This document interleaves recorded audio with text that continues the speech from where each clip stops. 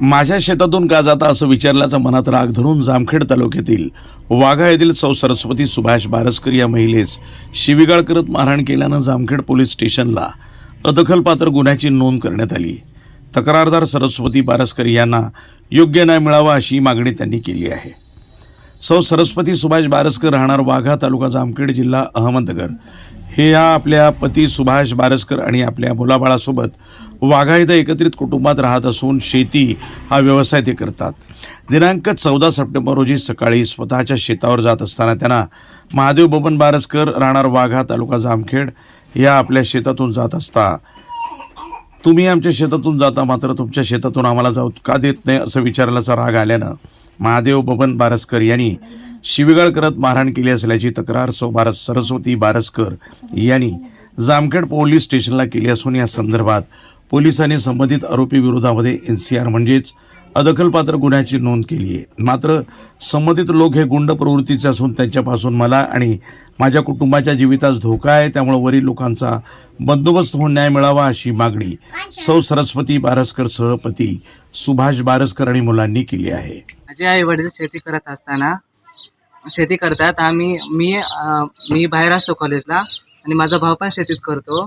हे करत असताना मारुती महादेव बारसकर हा रोहित दादाच्या ऑफिसमध्ये काम करत होता आणि त्याचे वडील माझ्या शेतातून जात असताना त्यांचं बोलणं झालं तर महादेव बबन बारसकर यांनी डायरेक्ट आईचा गळा दाबला आणि बोलला मी जीवच मारेन, मी जीव मारला तरी मला कोण काय करू शकत नाही, माझ्याकडून रोहित पवार आहे। तर आम्ही पोलीसमध्ये तक्रार दाखल केली। तर माझी एकच विनंती आहे की पोलिसांनी ही दखल मान्य करून घ्यावी।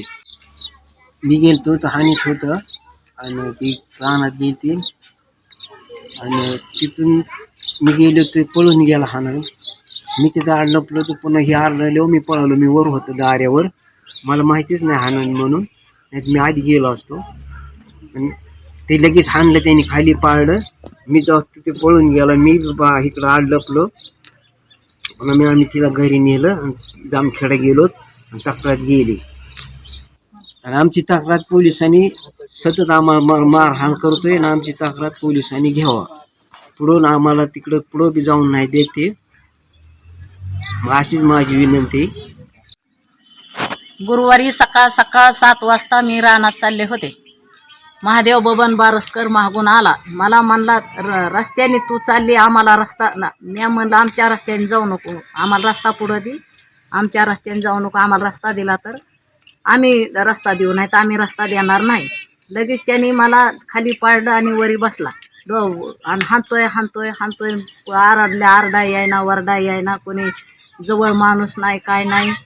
आणि मग कशी तरी उठले, तो पळून गेला, त्याच्या रानात उभा राहिला आणि मला म्हणतो ये पुढं तुला हाणतो दगडाने। मग मी आरडले, मग मालक आल्या, मालकाच्या मागं दगड घेऊन पळाला। मालक मग कुठंतरी लपले, नदीत लपले आणि मग त्यांनी सगळी फोन करून बोलून घेतली आणि सगळी गोळा झाली। त्याचा भाव आला, त्याची आई आली, मारुती महादेव बारसकर तो पण आला आणि म्हणतोय की दगडास पाडीन जीव मारेन, आमचा रोहित दादा जीव जरी मारला खून जरी केला तरी आमचा रोहित दादा मला सोडून आणे आणि म्हणतो की अजिबात आमच्या इथून यायचं नाही, जायचं नाही, आमच्या इथून नदीने वागायचं, आमच्यात अजिबात रस्ता नाही।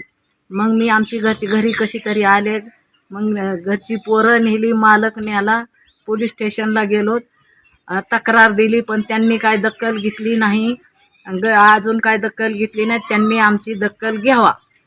प्रतिनिधी नंदू परदेशी, NTV न्यूज मराठी, अहमदनगर।